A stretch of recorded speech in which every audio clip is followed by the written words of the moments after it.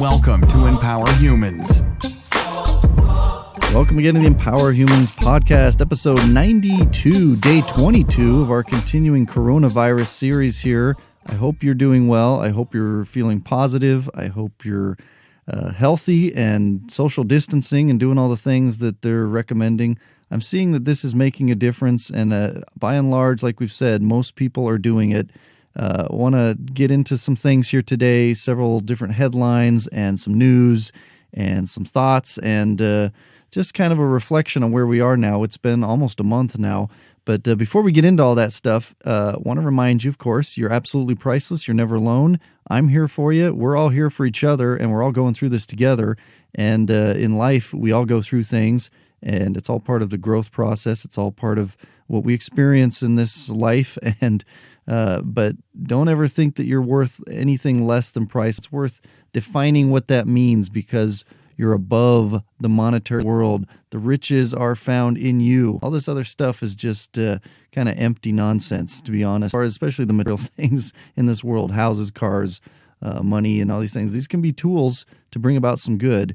But I don't want to get too far into that today. I want to get into all this coronavirus stuff. But reach out if you need to at Empower101 on Instagram and Twitter. info@empowerhumans.com is the email address. And share this podcast too. Share it with friends, family, co-workers, whatever it might be. Share it far and wide. If there's any topics you want to be covered here or anything, and some of you perhaps could come on the podcast, share some of your experiences with this coronavirus thing. If you've had the virus or know someone who has, I'd love to chat with you in particular. So reach out, info@empowerhumans.com, at Empower101. I will say, too, I was down in the Las Vegas Strip area today and decided to take some video, and I posted some of that in my in the Empower Humans Instagram story. So it's just me driving down the Strip. There's some police barricades in front of Caesar's Palace, the Wynn Hotel, the Mirage, Treasure Island, kind of that section of the Strip. The mall is empty across from the Wynn. So kind of an interesting scene. Let's talk about the numbers real quick as well. 1,605,277 confirmed cases as of now, 95,000 deaths, so we'll probably cross the 5,000 mark in the coming hours, to be honest, to reach 100,000 total deaths from this virus. But again, the numbers have been scaled back in the United States. I do see that Italy and Spain and some of these other countries are still with pretty high numbers, especially for their populations. 153,000 plus cases in Spain, over 15,000 deaths, and also in Italy, 143,000 plus cases, over 18,000 deaths, both over 10% death rate, which is far higher than the rest of the world. We've covered some of that already. The United States were at 468,895 cases, 16,000 deaths, almost 17,000. But of those deaths, again, 7,000 just in New York and 1,700 in the state of New Jersey as of now. So more than half are coming from that kind of New York tri-state area. I wish them all well. I know some folks there. I'm sure some of you do and or are there. And we want to wish everybody well in that region. I know that New York, what an amazing city. And an amazing population there that comes together like this, and the way the firefighters and everybody cheer for the medical workers. It's a beautiful thing. New Yorkers sometimes have a reputation the rest of the country for, being cold or whatever, but they're just matter of fact, get down to business kind of people. And when the going gets tough, New Yorkers, trust me, you New Yorkers unite. And we've seen it over and over again, especially in my lifetime. So go get them, New York. We can get past this, and the rest of the country too. I know people are dealing with a lot of stuff, but I do want to talk about, I don't know if you know who David Goggins is. I think we've mentioned him before in the podcast. Hope to get him as a guest on the podcast one of these days too. He's a guy who's broken records. He used to just be kind of a lazy, overweight dude, and he decided he wanted to become a Navy SEAL, and he did. And he also became an Army Ranger, and he broke a bunch of records with pull-ups and running. And in fact, I commented on his post today. Now, if you've ever seen David Goggins or read his book, he doesn't hold back or censor anything. He cusses a lot, but he posted, and it doesn't offend me. Some folks might be offended, and understandably so. But he posted today a video talking about how he's getting all these emails of people talking about, I can't go to the gym, and I've been home too much. I'll get out and do some effing push-ups. And He's a military man. He talks about, be happy that you don't have this virus and be thankful for all these medical workers out there busting their rear end. He uses other words. And all these things that we need to put this in perspective. And I commented on this thing. I said, I'm ready to go run 200 miles with you, because he actually does things like that, super marathons. And he responded to that, yeah, 200 miles is hard, but that's why we do it. And so David Goggins had a lot to say on that, and I think it's worth kind of reflecting on ourselves. We don't need to filter through what he had to say, but let's reflect on kind of the true nature of what this is, especially if you don't have the virus. If we're just stuck at home and kids at home, yes, there's a lot of things going on economically and in terms of jobs and on all kinds of levels in our lives. But we still have air to breathe. We still have, most of us, I believe, have food to eat and resources. These government stimulus checks I'm hearing, or actually direct deposit, bank deposit, ACH payments for those who filed tax returns should be arriving in the next few days for especially those who filed their returns. So watch for that. I'd love to hear from people to confirm that they've received those. Again, you know where to find me, info@empowerhumans.com and Empower101 on Instagram and Twitter. Go to hope.empowerhumans.com as well. Find all the resources to interact here. So watch for those checks, or those deposits, I should say. Those should be coming around here pretty soon as well.